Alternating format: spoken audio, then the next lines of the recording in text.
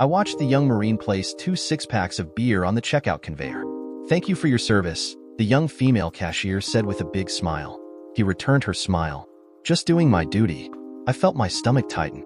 It was the first time I had heard that phrase, and it hit like a taser. All the memories I had pushed down into the abyss of my soul came rushing back. I got the smile, but no thank you, for I wasn't in uniform and hadn't been in more than 35 years. With a slight limp, I made my way back to my truck. I hated the cold. It always made my leg tighten up. I tossed the grocery bags into the truck bed and pulled myself into the cab. In spite of the cold, sweat poured down the sides of my face. My hands were clammy, and my heart was trying to burst through my chest. I closed my eyes and let out the breath I had been holding since the checkout line. Have to fight it. I won't go through it all again. I headed for home. I carried the 2 bags inside, set them on the kitchen counter, and collapsed in a chair. "Back already?" my wife, Becky, asked as she strolled into the kitchen. Talking a mile a minute, she unloaded the bags. I said nothing. Memories I had long forgotten bubbled up from where they'd lain dormant for years. "Steve, you got the wrong yogurt again. I eat Activia, not Dannon Greek yogurt." I knew I was in trouble when I saw the shopping list still on the counter after you left. I heard her talking, but the words didn't register. Becky put a few things in the refrigerator and then turned to face me. She stood there in silence, watching me for a moment or two. "Steve, what's wrong?" "Nothing." I tried to avoid eye contact. "Don't you bullshit me, Stephen Moore. After knowing you most of my life, divorcing you're sorry, but then letting you talk me into marrying you again. I think I know you better than you know yourself. Spill it." I told her what happened at the grocery store. She sat down in the chair next to me and put a hand on my leg. "Steve, people today have a different mindset when it comes to the military. It's not like it was back then. Nowadays, people are proud of those who serve. Vietnam was not a popular war. Tell that to John." "Oh wait, that's right. He died in that unpopular war." I wasn't the naive boy who had gone to Vietnam 12 months earlier. I was changed. I was a tired old man on the inside going through the motions of being alive. I didn't tell anyone when I flew home. I wanted no fanfare, only peace and quiet. I disembarked from the plane and had just reached the main terminal when 2 girls approached me carrying signs. "Baby killer," one girl screamed at me. "Murderer," the other girl shouted, thrusting her sign in front of my face. They said other ugly things, but I was on the move to put distance between them and me. That's when 2 long-haired men stepped in front of me. "You are a killer," one said. Then he spit in my face. I didn't think. I reacted. In less than a minute, both were lying on the floor. "Take off, soldier. I'll take it from here." The policeman pushed me towards the baggage claim, his eyes sympathetic. Had he been over there? Did he know what it was like? His eyes gave away his secrets. I grabbed my duffel and slipped out through the door. I was back in the real world and I needed to get home. In October of 1969, my best friend John and I joined the Marines on the buddy plan. Ever since we were kids, we had done everything together. If I wasn't at his house, he was at mine. When I ran out of money, I dropped out of college and joined the Marines. John said he had nothing better to do, so he enlisted along with me. "We'll let Uncle Sam pick up the tab for our final 2 years once we get out," he said. "No big deal." We did basic training together, and when I got orders for Nam and he didn't, John didn't hesitate. He volunteered so we would still be together. "If you think I'm going to let you go off and have all the fun, you're crazier than I thought. Besides, who better to watch your back than me?" Our squad leader was a brutal staff sergeant who was constantly on our backs. Our best was never good enough. "Gentlemen, this is my 3rd tour over here, and if you don't want to go home in a body bag, you'll do what I say." No one said a word. "Now, let's try this again, and by the numbers this time." We knew he was wrong. We were Marines. We were invincible. Turns out we weren't. We suffered through bad food, monsoons, and indigenous people trying to kill us.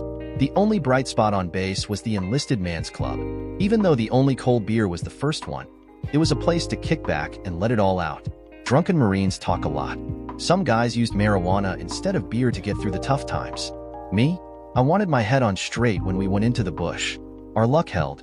By August, we were short timers. 28 days and a wake up, John said, coloring in a square on the short timer's calendar he'd hung next to his rack. "The first thing I'm going to do when I get stateside is grab Linda, then go to the Castaways restaurant. I'm going to eat lobster tails until I puke." He laughed. Linda was the girl John left behind. She wanted a commitment from him before we shipped out, but John, being John, wasn't quite ready to give her one. We can talk about marriage after I get out of the service, he told her. Back home I had Becky. She lived 2 doors down from my parents' house. We had walked the half-mile to elementary school together and carpooled with my dad all the way through high school. Talk about bad timing. Our first date was 2 months before I left for basic training. I spent those last 8 weeks regretting my decision to enlist. Letters would have to suffice until I got home. I spent my last 2 weeks with Becky before I left for Vietnam. I would be gone for a year, and told her if she wanted to go out with other guys she had my permission. Okay, it was a stupid thing to say because I had to listen to an irate girlfriend explain to me what being exclusive means. If you want to break up, just say the word, but that'll be your decision, not mine. I didn't. We pledged our love to one another. It would be a long year. With my right arm, I tossed my duffel bag into the trunk of the first cab in line and gingerly climbed into the back seat. The throbbing pain in my leg let me know it was unhappy with me. I thought about the pills in my inside jacket pocket. I'll wait until I'm settled in. They made me feel like I was in a fog bake, so I took them only when I went to bed at night. Where to? The cabbie asked, turning around and staring back at me. 2742, Northeast Cleveland Street. It's 2 miles northwest of downtown Minneapolis. I know where it is. It'll take a half hour and be about $45. You okay with that? Yeah, no problem. Just get me the hell out of here. I glanced toward the terminal. I half expected to see those 2 crazy girls with their signs rush through the terminal doors looking for me. Relieved, I leaned back in the seat. It was over. I was home. Then I thought about John's mother. What would I say to her? I closed my eyes. It all came rushing back. Settle down, ladies. Our squad leader shouted over the commotion of 2 guys roughhousing in the squad bay. I said, knock it off, he yelled again, this time with a lot more authority. Listen up. On tonight's patrol, we're going to make a swing around this village. He pointed to a red X on the large wall map.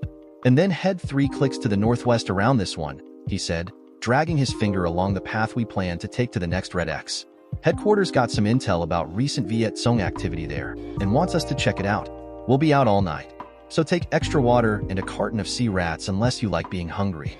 The captain authorized extra firepower, so Doug and Turk will be packing light anti-tank weapons tonight. I want everyone out front at 1,600 hours. Any questions? No one said a word. Dismissed. It was dusk when we came to the first village. I smelled the smoke from their cook fires long before I saw the half-dozen huts. The only activity we observed were 2 mamasans squatting next to a large rice pot. We didn't approach them. We moved on. Only a few stars poked through the dense cloud cover. What I wouldn't have given for a full moon. 40 minutes later, we saw the dark huts of the second village. We split up. For went left, for right, and the remainder entered the village from the south. It was a good plan. The VC had a plan of their own. Ray, Kevin, John, and I crept silently along the left perimeter, 8 feet apart on a narrow dirt path between 2 rice paddies. We never saw it coming. Their rounds cut through us like a buzz saw. In front of me, Ray and Kevin went down like 2 balloons that had been hit with thumbtacks. I dove into the rice paddy to my right and emptied my first clip in the direction of the muzzle flashes. The shots from around me echoed through my brain. I tuned them out. I had more important things on my mind. I slammed home my second clip and sprayed the area again. In the dark, shots seemed to be coming at us from every direction. I felt a sharp pain burn through my right thigh. Son of a bitch. I fired nonstop until I ran out of ammo. Damn. Now what do? I knew I was in a world of deep shit. I kept praying I had somehow missed a magazine in my pack. I hadn't. I hunkered down in the water and muck, feeling my body rise with each breath. I tried to slow my rapid heart rate. It didn't work. I knew only one thing for sure. If I didn't get the hell out of there, I was going to die. I crawled on my belly through the 1.5-foot deep muck along the side of the path from where we'd come. I came up on John. He was sprawled face down on the path. As quietly as I could, I dragged myself out of the water and onto the path just behind him. He wasn't moving. I flipped him over. His eyes were open and met mine. I need help here. I screamed, immediately drawing fire from my left flank. Rounds tore up the dirt path around me. I covered John with my body before feeling another sharp pain. Shit. No one answered. We couldn't stay there. We had to move.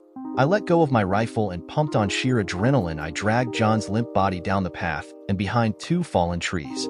Don't you even think about dying on me. You hear me? I yelled, searching for where he'd been hit. Even in the dim light, I could see blood pulse from a neck wound. Pressing one hand over the wound, I ripped open my battle dressing with my teeth and slapped it on John's neck, continuing the pressure on it to stop the bleeding. Don't worry, good buddy, you're going to make it. You'll be back home with Linda before you know it. He has to make it. He was my best friend. John's eyes locked on mine. He opened his mouth, but all I heard was a gurgling sound. He never got out a word. The next time I yelled out, our squad leader showed up. They're sending in a bird to medevac us out of here. How bad's he hit? A neck wound.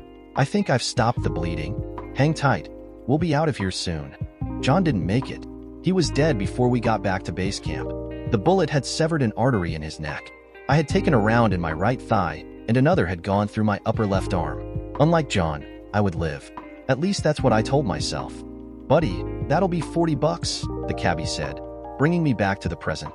I looked at my watch, 7 a.m. Everyone would be up getting ready for school and work. I gave the cabbie a $10 tip, grabbed my duffel, and headed for the front door. To say they were surprised would be an understatement. Why didn't you tell us you were coming home? I would have picked you up at the airport, Dad said, giving me a hug as my brothers and sisters looked on. I winced in pain. My left arm wasn't totally healed yet. I'll call everyone and tell them you're back home. They'll all want to see you, my mom gushed, trying to get close enough to hug me. Can we do that later? I'm really tired and just want to rest and catch up on some sleep. Maybe later in the week. They were disappointed, especially my dad. He was proud of me and wanted to show me off to his buddies, but respected my wishes. I spent most of the morning and afternoon talking with my parents. They didn't ask the questions I know they wanted to, and I didn't offer up anything other than that I was still on the mend and probably would be for a while. Well, you look good. A little skinny, but good, Mom said. How long are you home for? Dad asked.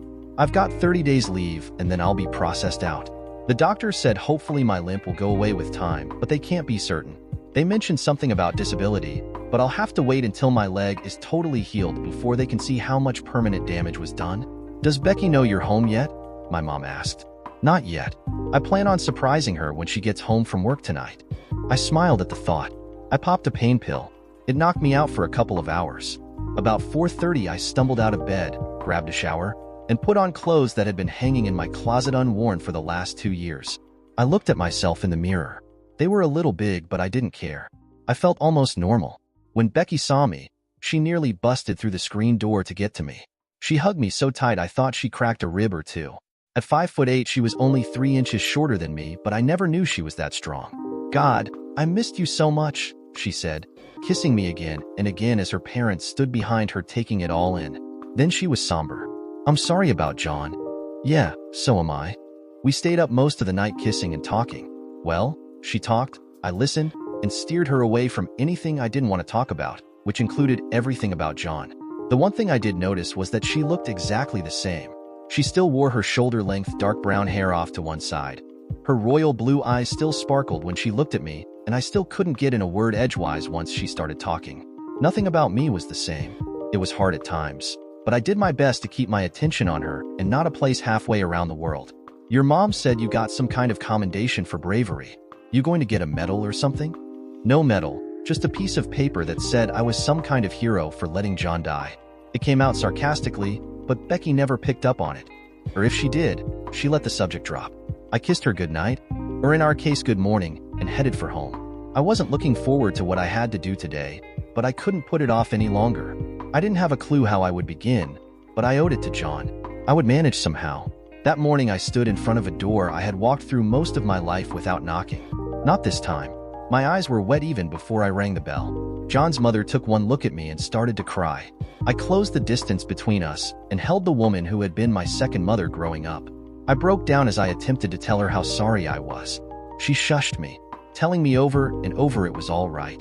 We both knew it wasn't. We sat and talked on the living room couch next to each other. I saw the American flag with the purple heart pinned to it resting on the fireplace mantel. She followed my gaze. I wish you could have been here for John's memorial service. It was very nice and everyone was there. The local VFW post sent an honor guard and gave John a 21-gun salute. You could tell by the look in her eyes, she was proud of her fallen son. We buried him at Sunset Gardens next to my parents. I didn't want him to be alone. She didn't want to know how he died, only that he didn't suffer. It was the hardest 2 hours of my life. We didn't heal each other's open wounds that morning. We only grieved the loss of someone special together. I walked off the plane when I arrived home. John had come off in a flag-draped coffin. It wasn't fair. As I left, she told me not to be a stranger, but I already was, even to myself. 3 weeks after I was discharged, I asked Becky to marry me. She said yes.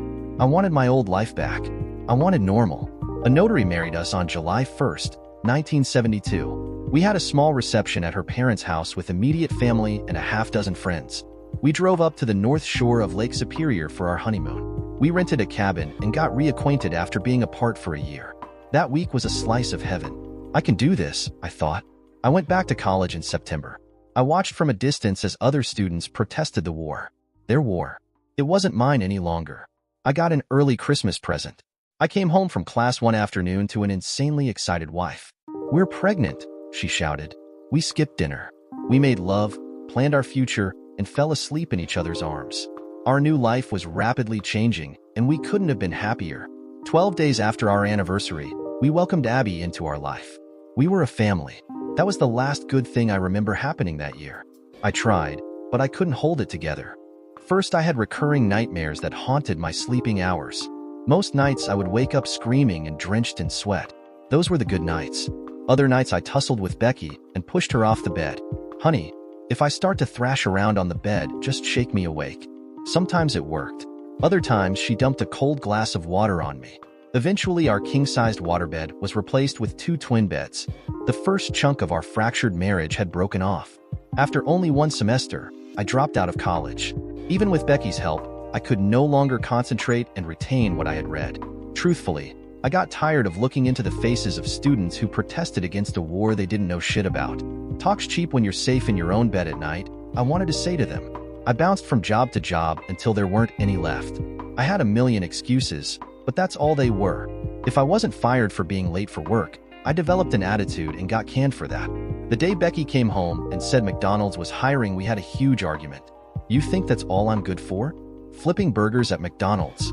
I slurred the words, because like most days, I was either drunk or high. If that's what it takes for you to contribute to this marriage, then so be it. I can't support the 3 of us and keep you in alcohol. I don't make that much money.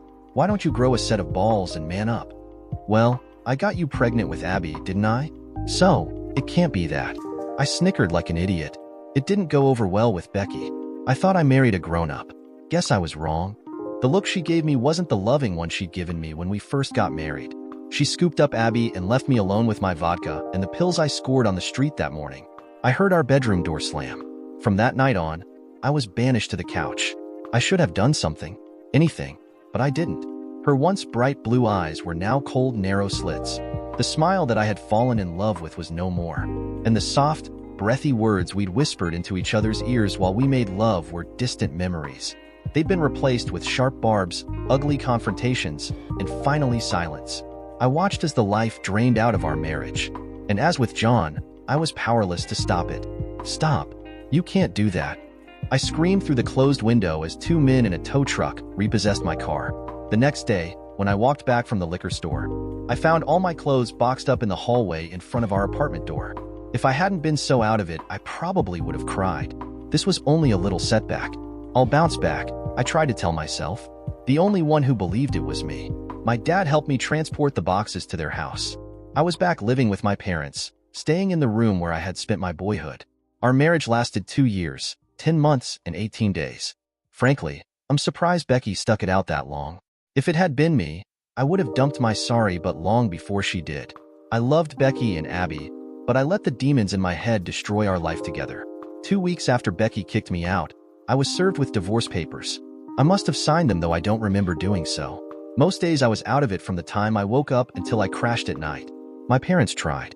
They dragged me to the VA hospital in the hope they could help me. The doctors there were useless. I was just one of thousands who had trouble coping with the hell they'd experienced over there. They appeared interested and even nodded when I told them my innermost thoughts. Then they gave me drugs. All the drugs I wanted. The drugs helped, but not in the way the doctors had intended. I found that if I took the drugs and washed them down with enough alcohol, I could sleep through most nightmares, but they were waiting for me when I awoke. I took everything I could get my hands on to dull the pain and memories. Nothing worked. Like most guys who'd been in Nam, I had seen death. When I squeezed the trigger and a body fell, I felt bad, but I became numb to it. It was my job. That's why I was over there. Their deaths were justified. Death, though, had never really touched me until the night John died in my arms. Now that was all I thought about. I screamed at God. Why in the hell had he taken my best friend and not me?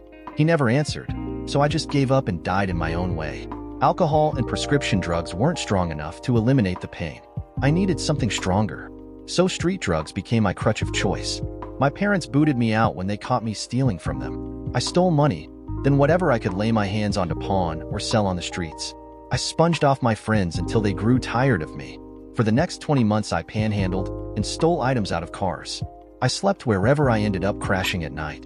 2 trips to the emergency room for frostbite almost did me in. I was a lousy homeless person. If not for my grandmother, I probably would have died on the street. I showed up on her doorstep one cold night when I had nowhere else to go. I hadn't eaten any real food and I couldn't remember when. I knocked on her door shortly before 7 o'clock. Please, please, please. I prayed to no one in particular. She opened the door and looked at me for what seemed like forever. Steve, you look like crap and you stink. Go take a shower and I'll fix you something to eat. She had clean clothes waiting for me when I got out. They were my grandfather's and I was surprised she still had them. He had passed away years earlier in a car accident. I had lost a ton of weight and they hung on me, but I didn't care. They were clean. Gran watched as I ate 2 bowls of soup and a tuna sandwich. I had nothing in my stomach but a half pint of Mad Dog 2020 wine. Grandma, Steve, I'm tired of all your lies and promises. For once, be a man. If not for yourself, do it for Abby. She needs a father, not some worthless drunk. The pull-out couch is yours if you want it. And if you're wondering, I don't have any alcohol or cash in the house. With her thin, bony hands holding my face, she kissed my forehead. You're stronger than you think. You just need to take that first step. The rest will follow. Honey, John's dead. You didn't kill him, but unless you do something soon, you're going to join him, and that would be a real shame. I would hate to see my grandson buried before I'm laid to rest. She went to bed. I woke up. During the Civil War, it was called a soldier's heart. Since then, it's been called by many names: shell shock, battle fatigue, and most recently post-traumatic stress disorder. No matter the name, I had it. My grandmother got me the help I needed, but only after I told her I was ready to do whatever was necessary. She wasn't the sweet old lady I remembered from when I was a kid. She toughened up a lot after my grandfather died, and at times the things that came out of her mouth shocked the hell out of me. Staying on the straight and narrow wasn't easy. I stumbled but picked myself up this time around. I don't know if I had hit rock bottom, as they call it, but at night I would think about what I'd lost and chastised myself so being so damn weak. I was tired of being tired. As part of my treatment, Greg, my therapist, had me write in a journal at least once a day. Put it all in there. Your anger, your fears, what you're currently feeling. Everything you've attempted to forget. Believe me when I tell you it will help. It was hard and I shed more than a few tears, but I followed his advice. I came to the realization that I would have to do the hard work necessary to get better. No one could save me but myself. My parents had thrown me out when I stole some of my mother's jewelry and pawned it for drugs. Now they took a wait-and-see approach. I didn't blame them. After 3 excruciating months, Greg and I addressed what had put me on my downward spiral. Steve, you need to come to terms with what happened to John and move on. If not, you're never going to fully recover. I'm not saying forget what happened. What I'm saying is for you to forgive yourself for what happened. You already told me that there was nothing you could have done to save him. So, what is holding you back? I had been thinking about that. A lot. Guilt. When I got orders for Nam, John wouldn't let it go. He volunteered to go with me. I should have told him no, but I didn't. If I had, he'd still be alive. I'll never forgive myself for that. Did you force him to go? Did you tell him that you wouldn't be his friend if he didn't come with you? If I understand you correctly, he volunteered. He wanted to be with you. You should feel honored that you had a friend that would put himself in harm's way just to be close to you. What I want you to do this week is to write me a story, my best friend John. Don't hold back, put it all in there, and if it takes longer, don't worry about it. Just do it. It didn't take a week. Hell, once I started, everything just flowed out of me. There was no structure, no paragraphs, probably a million misspelled words, but it was all there, finally out of me and on paper. I handed it to Greg at our next session. Steve, I don't want it. Greg handed it back to me. That took me aback. I had you do it for yourself. If you're done with it, maybe you know someone who might be interested in reading it. I didn't have the guts to give it to her in person.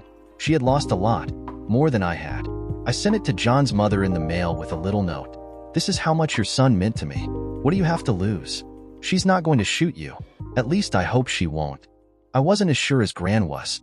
I drove over to Becky's apartment complex. I had put it off for weeks. My underarms were soaked, and so were the palms of my hands. The place was showing its age like me. I climbed 3 flights of stairs and found apartment number 312. I was still 12 pounds down from when she last seen me. I wore my hair pulled back in a ponytail, and the dark circles under my eyes were almost gone. Staying away from drugs and getting enough sleep can do wonders to heal a body. I hesitated briefly. I thought for a minute, will she even recognize me? Oh yeah, she'll recognize me. I had this feeling of dread wash over me and a burning pain in my stomach, like I had taken a Viet Cong round there. I knocked on the door and waited. Becky opened the door, took one look at me, and slammed it in my face. I didn't even have a chance to open my mouth and say anything. I had hoped she would at least talk to me. What I did notice in that split-second visual exchange was that her beautiful long hair was gone, and she looked thinner in the face. Not that she was ever heavy. Gran wasn't in the least sympathetic when I returned after only 35 minutes. Steve, what did you think she would do? Greet you with open arms? You were worthless, and she divorced you because of it. As Gran put it, at my age, I don't have the time or patience to deal with other people's shit anymore.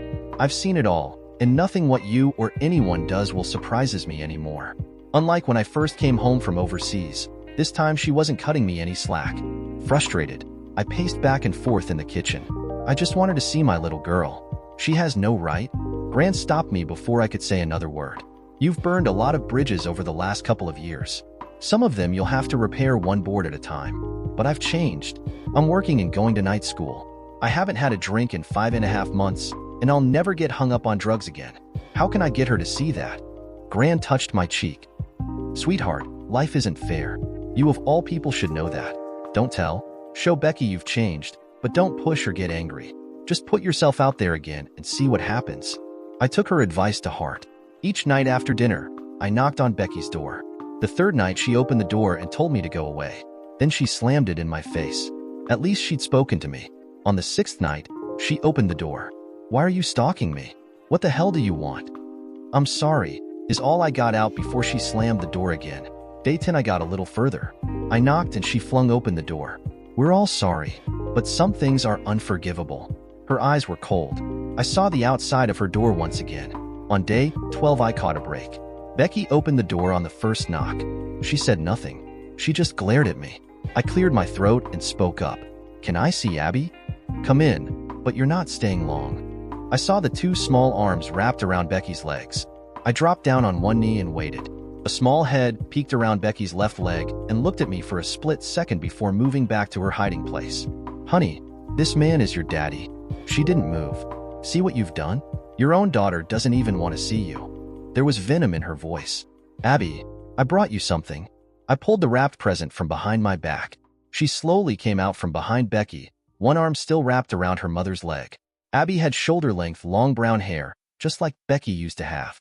She looked at the brightly colored package with the biggest blue eyes I had seen in a long time. I held it out to her. It's for you. Abby looked up at her mother. Becky nodded. Abby took 2 steps forward and grabbed the present. Gift in hand, she forgot all about me. She ripped it open. Her smile was worth 100 times what I paid for that doll. What do you say? Thank you for my dolly, she said in a little voice. Okay, you've given her the doll, now leave. I didn't argue. I am sorry, I said on my way out. There was no answer the next 2 nights, but I kept coming. I was doing it one board at a time, just like Gran had told me. The next night, Becky opened the door even before I had a chance to knock. How did she know I was even out there in the hall? Steve, do you think one stupid doll can make up for all the hurt and pain you've caused? No, but I had to start somewhere. Look, I can't take back the hell I put you both through, but I can make damn sure it doesn't happen ever again. Well, your daughter wants to see you. Why? I'm not sure. 5-year-olds have short memories, unlike the rest of us. She's in the living room watching television. You've got a half hour before I put her to bed. I watched Becky as she left the room. I was right. She had lost weight. Hey, baby girl, I said, sitting on the carpet next to my daughter and her new doll. I put Abby on my lap. With my arms around her, we watched cartoons for the next 30 minutes. I felt like the father I should have been years earlier. Abby, honey, time for bed. Abby jumped up and ran to her mother. I kissed Abby on the top of her head. See you tomorrow, sweetheart. I walked toward the front door. Before I reached it, Becky pounced. I don't want my daughter hurt. Do you hear me? I don't want you strolling in, giving her presents, being the nice guy, and then leaving when it gets too difficult like the last time. This is our life now, not yours. She's still my daughter whether you like it or not. I want to see her. I want to be a part of her life. When you went off the deep end, you gave up that right?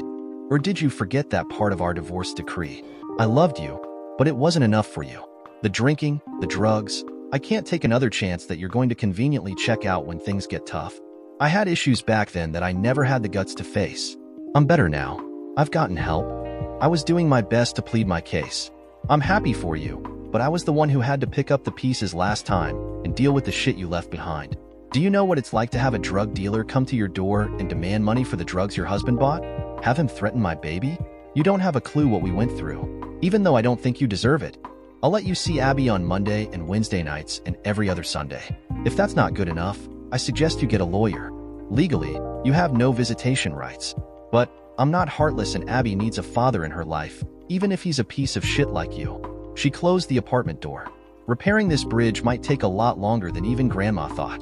The one thing I couldn't say about my life now was that I was bored. I worked, went to school 2 nights a week, saw my therapist, and spent the rest of my time with Abby. In between, I managed to sleep a few hours. I thought I had it all together and had turned the corner. I hadn't. After school one night, I went out with a few of my classmates. 1 beer wouldn't hurt, would it? 1 beer turned into 2, then I don't remember how many more. How I made it home in one piece was a miracle. The one thing I did remember was my grandmother's reaction when I stumbled in. "Hi, Grandma," I slurred, shutting the front door. The slap came out of nowhere. "If you ever come into my house drunk again, you'll find all your stuff on the front lawn. Do you understand?" I had never seen my grandmother this angry. I felt like I was in grade school. I nodded. "I'm going back to bed, and if you puke, you'd better clean it up." She shook her head in disappointment as she climbed the stairs to her bedroom. That night, like in Nam, I realized I wasn't invincible. I had breakfast and coffee waiting for her when she came downstairs. "I'm sorry, Grandma. It won't happen again." "You're damn right it won't. Not if you want to stay here. I won't put up with your shit. I don't have the strength. You had your one slip. Learn from it." Even at 5'1", she was a force to reckon with. 2 weeks later, I got an unexpected surprise when I went to see Abby. Becky invited me to stay for dinner. I had to work over, and we're just sitting down to eat. There's enough for 3 if you're interested. It was a dream come true. I had my 2 girls back, even if only for a little while. Then for a while, she waited dinner on me about every other week. I had to gather my courage, but eventually I asked if I could take them both out to dinner. To my surprise, she said that was fine with her. "Steve, just so there's no misunderstandings, this isn't a date. We're just all going out for a meal." "No problem. Does Abby have a favorite restaurant?" "Chuck E. Cheese. The pizza's garbage, but they have games and a stage show. It's not cheap, but she loves it. Just remember, this isn't a date." I was optimistic for the first time in months. I had a chance to repair some of the damage I had done. I felt pretty good until I took Gran out to dinner on Saturday. We had just gotten our meal, when out of the corner of my eye I saw Becky walk in. She wasn't alone. "Steve, close your mouth and eat your dinner," Gran said, looking down at her steak as she cut into it. I saw them walk in, and if you're interested, Becky also knows you're here. You two aren't married any longer, and she can date whomever she pleases. If you want her back, you're going to have to do a lot more groveling and show her you're worth a second chance. Until then, it looks like you've got some stiff competition. Dinner was ruined. At least I knew where I stood, but I wasn't happy about it. The ride home from the restaurant was quiet. I had a lot on my mind. "Thank you for dinner." "You're welcome, Gran. I owe you a lot more than dinner." "Steve, you don't owe me anything. Other people maybe, but that's a whole other matter." I said nothing. I knew what she meant. "You want coffee? Or maybe some tea?" "No, thank you. I think I'll just read for a while before I go to sleep." "Night, Gran." I wrote in my journal for almost an hour. Tonight, the words flowed from my fingertips onto the pages. By midnight, I was emotionally drained. I had to be at work at 7 a.m., so I called it a night. I stared at the dark ceiling. Memories and regrets bounced around the inside of my brain like a ping-pong ball until sleep won out. I worked weekends at Dunkin' Donuts. During the week, I worked full-time as a forklift operator. I needed to fill up my free time, so I wouldn't be tempted to do something stupid again. The extra money came in handy, and I enjoyed waiting on customers, many of whom I knew. I was knee-deep in the after-church rush when my parents walked in, trailed by Becky and Abby. "Crap. Welcome to Dunkin' Donuts. May I take your order?" I talked to my parents on the phone occasionally, but this was the first time I had been face to face with them since I moved in with Gran. Steve, how long have you worked here? Mom asked. A couple of weeks. They work with me on my hours, and it isn't rocket science. The line behind them was growing. What can I get you? They gave me their orders. I prayed they wouldn't be eating in. I didn't need any more emotional turmoil that morning. Abby looked up at me. Hi, Daddy. I reached into my pocket, took out $1, and bought my daughter a heart-shaped donut with pink icing. From my heart to yours. Becky gave me an annoyed look and pushed Abby ahead to the pickup window. Thank God, they left. Your mother called an hour ago and tried to pump me for information about you, Gran said, as soon as I walked through the door. I told her if she wanted to know anything about you, to talk to you herself. I'm not your secretary. Gran gave me an evil smile. Kind of pissed her off, but I won't be put in the middle by you or my daughter. The television was on. I was looking in its general direction but had other things on my mind. Shouldn't you be getting ready to go to dinner? Not sure I'm going. And why not? My stomach feels a little queasy. I think I might be coming down with something. I didn't meet her eyes. Stephen Moore. Get into that shower and get ready. You are taking your daughter out to dinner, and if Becky wants to come with the two of you, well, that'll be her choice. You are not going to disappoint that little girl. You hear me? You've just reconnected with her, and if you blow it this time, you may not get another chance. Like always, Gran was right. Neither Becky nor I mentioned anything about Saturday night. Tonight would be all about Abby. We ate pizza, played a dozen games, and I even won a stuffed giraffe. All in all, it was a nice night. That is, until I dropped them off. Honey, why don't you go wash up? I want to talk to your daddy for a minute. I got a kiss, a two-armed hug, and a love you. Before she went into the apartment, Becky waited for Abby to go inside. I want to explain about last night. No need. We aren't married, and you can see whoever you want. If you like, I can take Abby for the weekend sometimes, so you don't have to work around her. A cloud of anger crept across Becky's face. My love life is doing just fine, and I don't need any help, especially from the likes of you. I will see whomever I want, and Abby is not staying the weekend with you now, or any time in the immediate future. Steve, you're still an unknown commodity, and until you prove to me that this isn't just a phase you're going through, the visitation schedule stays as is. I guess we each know where we stand. Thanks for a nice evening. Bitch. I shouted to no one in particular, smacking the steering wheel. I was angry for being shut down and dictated to. I was doing my best to stay on the straight and narrow, and Becky was treating me like a 10-year-old. I didn't need the abuse. Gran knew as soon as I walked through the door that something was wrong. Have a nice night? I did until I took them home. I even told Becky I would watch Abby if she wanted to have some me-time with her boyfriend. Let me guess, that didn't go over well? You're not kidding. She told me to stay the hell out of her love life. And until I proved to her that I've actually changed, there would be no overnight visits. What a bitch. Steve, if I were in her shoes, I would have told you the exact same thing. Since you left, Abby has been her sole responsibility, and frankly, she's done a bang-up job. Listen to me, and this time clean the wax out of your ears. It's going to take time to earn back her trust. If you can't handle that, stop now. Abby is resilient, and she'll get over you. Becky? Well, she doesn't trust you yet anyway, and it'll just prove to her that she was right about you all along. This is going to take a lot longer than I had hoped. Wednesday, I had to work overtime and got to Becky's apartment late. I didn't think you were coming. Abby's all ready for bed. Someone on the second shift called in sick, and I had to cover for him until they could find someone to come in. You could have called. Well, I would have if you'd given me your phone number. She looked a little sheepish and wrote her number down on a piece of paper. Here, and I suppose I should have yours. I hated that sarcastic tone of voice. I gave her Gran's number.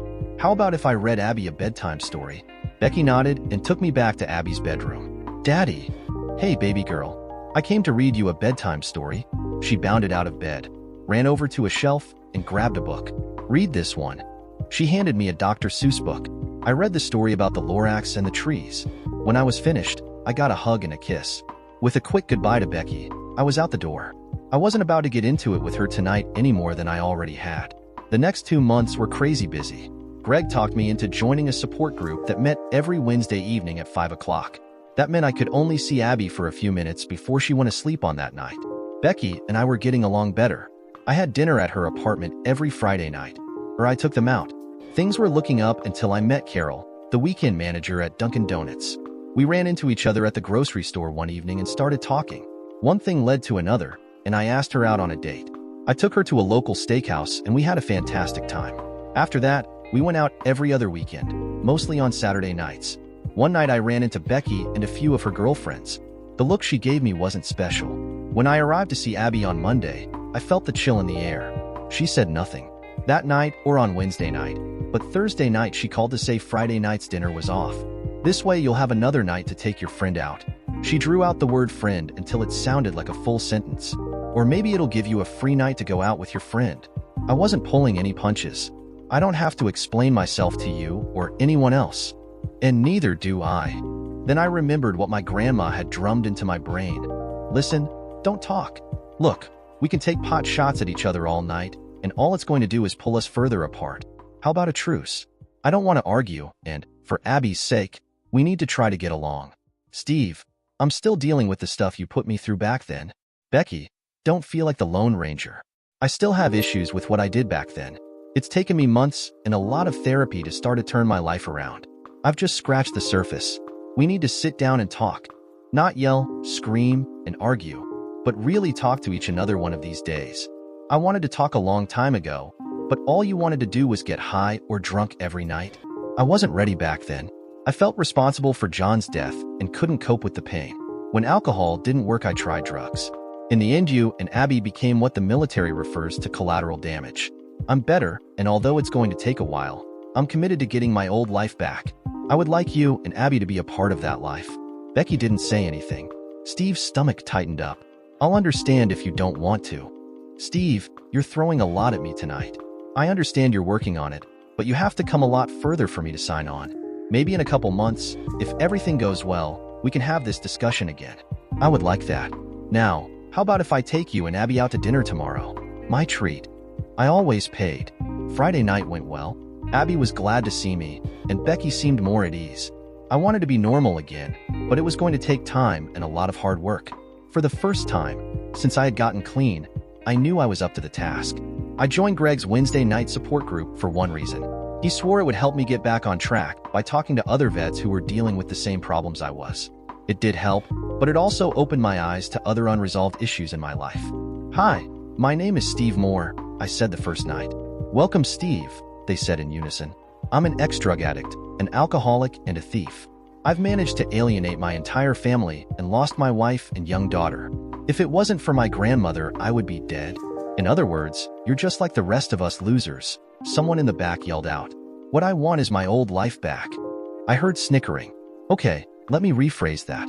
I want back what I had before I went to Nam. Not going to happen, a guy in the first row said. The best you can hope for is a fresh start. I know, because I've had several and screwed up each one. I don't plan on screwing up anything anymore, I said with a touch of anger in my voice. Well then, more power to you. But like the rest of us, you're going to find even with the best intentions, you're going to have to struggle through it one day at a time. I'm going to do everything in my power to straighten out my life, but I know now, I can't do it all alone. I'm asking for your help. Everyone looked at each other. I lost my best friend over there. He died in my arms. He had a high draft number but joined because of me. I couldn't forgive myself, and when the pain became more than I could bear, I took whatever I could get my hands on to make it go away. Didn't work, did it? Someone said. I shook my head. With a tear in my eye, I started again. I've been off the drugs for almost 9 months and had only one alcohol relapse. I need to make it. I have a little girl that's counting on me. I want her to know the real me, not some drugged-up loser. I stopped. I had said everything there was to say. That's the way the first night went. I had gotten my baptism by fire, and soon I wasn't the newbie. Greg was right. Talking helped. Here I could put it all out there and not be judged. Don't get me wrong. These guys were at times brutal because they had all been through it. For the first time, I didn't think, but knew I was going to make it. There were a couple of guys in the group I didn't care for. I thought they did more whining than working on their problems. Their constant bitching brought the overall mood of the group down. One night I'd had enough. Keith, all you do is complain about how rough you've had it since you came back. We all have issues, some more than others, but you don't hear us complain week after week about them, do you? Keith clenched his fists. You don't have a clue what I went through over there. Then I came back to a world that didn't give a flying shit about me. I lost everything. I've still got nothing. Okay, you had it tough, but no one is going to hand you anything. Doug kicked his drug habit, Ron's back in school, and David has kept a job for more than 3 months, a new record for him. If you want it, you're going to have to work for it. Hey man, you're starting to sound like my shrink. And why do you think that is? Maybe it's time you started listening to him. A week later, I sat down with Greg after our meeting. There are a lot of guys who need help, and they're not getting squat from the VA. What type of credentials does a guy need to be a therapist like you? Greg eyed me suspiciously. Well, I majored in psychology and minored in sociology in college. Right now I'm in a master's program for mental health counseling. It's a 2-year program and I finish in 3 months. You thinking about a career change? What career? I'm a forklift operator in a warehouse. I sure as hell don't want to push around boxes for the rest of my life. I would like to do something that'll make a difference. You'll make a difference, but you won't get rich doing it. If it weren't for the fact that my wife works, we'd have a hard time making it with a mortgage and 3 kids on what I make. If you want, I'll lay out what you'll need to do, and you can take it from there. The next semester I changed my major. I had nothing to lose and I liked my new direction. I hadn't had another relapse and taking drugs was for losers, and I wasn't one any longer. Becky and I declared a truce and went back to having dinner as a family on Friday nights. Carol and I were no longer seeing each other. She was fun, but she wasn't the one I wanted to spend the rest of my life with.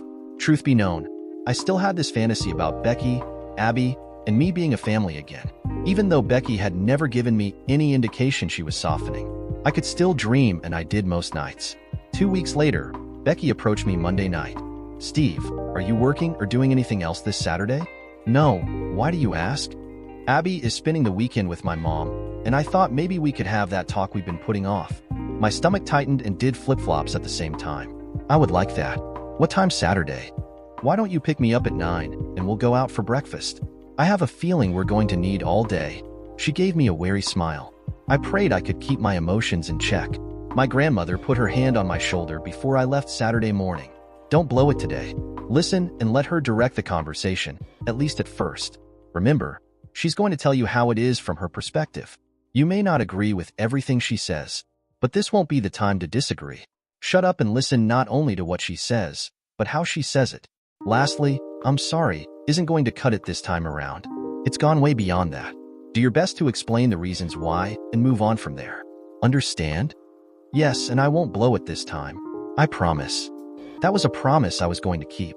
With a kiss on the cheek from Gran and a nervous stomach, I drove to Becky's apartment. There I waited 10 minutes while she finished getting ready. I wasn't sure, but I think it was a ploy. She wanted me to know from the start. She was in charge today. During breakfast, we mostly talked shop. She told me about 2 seminars that her boss wanted her to attend, and I mentioned I had changed my major at school without getting into details. She stayed away from what we needed to talk about until we were well fed and on our way back to her place. Becky leaned back on her living room couch. Who wants to go first? I took the chair across from her. Since I was the one who caused this dilemma, why don't you start? And she did. I'll have to admit the first half hour went better than I expected. Becky told me how much in love she had been with me and how after Abby was born it was the happiest she had ever been. That's when things went downhill. For a man who professed to love his wife and daughter, you sure didn't show it. How you could do all those awful things to us is beyond me. The drinking was bad, but that was nothing compared to the lying, the stealing, and the drugs. It got to the point where I was afraid to leave Abby alone with you. I watched tears flow down her cheeks and I felt them on mine too. My mom said that you'd eventually straighten out, but Dad said you were a lost cause when you started doing hard drugs. The tears stopped and a resolve came across her face. It wasn't anger, more a hard determination that actually morphed her vulnerable expression into one that took me aback. She went on to explain that after I had taken most of our savings to buy alcohol and drugs, she and her dad planned her escape. They met with an attorney and got a restraining order. That afternoon, they packed up all my stuff and stacked it in the hallway. When I finally came home, I didn't know her father was in our apartment with a baseball bat, just in case I became violent. I wasn't going to get violent. Hell, I could barely stand. I was so out of it. Her cold eye cut through me like shards of ice. Steve, I hated you. You destroyed our marriage, not to mention my life. I went from being a happily married woman to a single mother with barely enough money to pay all the bills you left behind. It was another month before I learned that you were buying things on my credit cards and then returning them for cash so you could buy drugs. I knew you were having problems adjusting, but you never once talked to me about it. I tried, but you shut me out every time I brought it up. I finally stopped trying. Then I made the mistake my gran had warned me against making. I'm sorry, I croaked, choking back my emotions. Sorry, you piece of shit. Do you know what it's like to have the police watching your apartment because some low-life drug dealer came to the door and demanded $1,000 he said you owed him? He told me he was going to burn the place to the ground and then turn me over to his brothers in exchange for the money you owed. I sat there with my head in my hands. What could I say? Nothing. I had put my family in harm's way, and for what? Drugs. So I could get high enough to forget what was unforgettable. Luckily, the narcotics detectives scared him off. That weekend, Abby and I moved in with my parents. It took me almost a year and a half to save up enough to afford this place. Now, if I don't have the money for something, I don't buy it. No thanks to you. I'm almost out of debt, and I plan to stay that way. Becky stared right through me. I felt small and insignificant. This wasn't the broken girl I left years earlier. This was a mature, strong-willed woman who knew what she wanted, and God help anyone who got in her way. Becky, I'm not here to ask for forgiveness. I don't deserve it. I never should have married you in the first place. I was so screwed up in the head I was no good to myself, much less you. You didn't love me? Of course I loved you. It's just that I was trying to use you to make me feel normal again, to solve my problems. And we all know how well that worked out. John and I went over to Vietnam thinking it was going to be a damn adventure. And it was, for about a week. We'd been brainwashed into thinking that Marines were indestructible. We weren't. I had seen Viet Cong killed, but not a Marine until that night. Steve, if you don't want. Becky said, reaching for me. No, I've got to get it off my chest and maybe give you a little insight into what I was going through back then. Steve, if you'll remember, I asked. I tried to pull out of you what was wrong, but you shut me out time and time again. She was still cutting me no slack. I know that, but how do you tell someone what you don't understand yourself? I still have nightmares about that night. It was like being thrown into a blender and chopped up. We didn't have a chance. By the time I got to John, he was almost dead. There was blood everywhere. I closed my eyes and it all came thundering back, including the pain. My eyes welled up, my throat got tight, and my voice quivered, but it needed to be said. I did everything I could, and my best friend still died in my arms. He went over to Nam to be with me. In the end, I lived, but John went home in a box. For months afterwards, I relived that night, and him telling me he'd always have my back. I didn't have his. I failed him. When I got home and people asked if I had been to Nam, I would lie and say no. I was ashamed. Not for going over there, but for what I didn't do. The only way I could cope was to get numb. So numb that I wouldn't remember what happened. And it worked, until I sobered up. Drugs were better, but they cost a lot more, and were harder to get. I stopped and took a deep breath to gather my thoughts. I saw Becky dab her eyes with a tissue, but quickly hid it when I looked over at her. I needed to get it all out. It was like I was cleansing my soul. I tried to stop. I really did, but I was weak. By the time you kicked me out, I wasn't the man you'd known all your life. I was an empty shell looking for a place to lie down and die. For a year and a half, I tried to kill myself. Rock-gut booze, homemade drugs, and flop houses were my existence. I did a lot of things on the streets I'm not proud of, and if I had gotten caught, I would probably still be in jail. I don't remember how I ended up on Grandma's porch that night. If she hadn't let me in, I would be dead now. Gran is a tough old bird. She got me the help I needed, but didn't coddle me. I had one slip, and she let me know that was my one and only. It's been a hard year, Becky, but I've purged most of my demons. I'm not completely cured, but I'm going to make it. We took a lunch break. We'd both bared our souls, and we needed time to think about what had been said. We shared a pizza, and although I craved a beer, I knew better. We were quiet, though our eyes never stopped talking. Do you still love Abby and me? She asked without meeting my eyes. I had been waiting for that question. I think so. I know I love what we once had. Steve, don't take this wrong way, but I don't exactly trust you yet. Don't feel bad. I don't trust myself yet either, but I'm getting better. All I'm asking is to be a part of yours and Abby's lives. If you say no, well then I'll have to live with that. But I'm hoping you at least give me a chance. We talked for another hour and then called it a day. I would have liked a few more hours alone with her, but we were both drained. A million thoughts raced through my head on the way back to Gran's house. The biggest was, where do we go from here? Over the next couple of months, I became cautiously optimistic about my relationship with Becky. Unless I was totally off base, I think she was starting to warm up to me. In addition to our discussing Abby, we talked about everything else going on in our lives. When I told her I was training to be a therapist, she thought it was a good move on my part. It's something you would probably be good at. After all, you know what it's like to hit rock bottom and pull yourself back up. I only wish you hadn't tried to take us down with you last time. I bit my tongue while trying not to get angry. It was a harsh shot, But that was the new Becky. She said what she thought and didn't pull any punches. At least not with me. Now, in addition to Friday night family dinners on Mondays, after my 5 o'clock class, I would pick up something for dessert and stop over on my way home. It was a nice end to a long night of school. Abby still greeted me at the door with a kiss and hug, but that new excitement had waned. She simply was used to me being a part of her life. What I really wanted to know was if Becky was still dating Mr. Wonderful, but I never asked. I was afraid of the answer. Instead of buying clothes and other things for Abby, I started to give Becky money every week to help with expenses. The first time I slid over a check, she had a fit. "We've done perfectly well without your money," she said, shoving the check back across the kitchen table at me.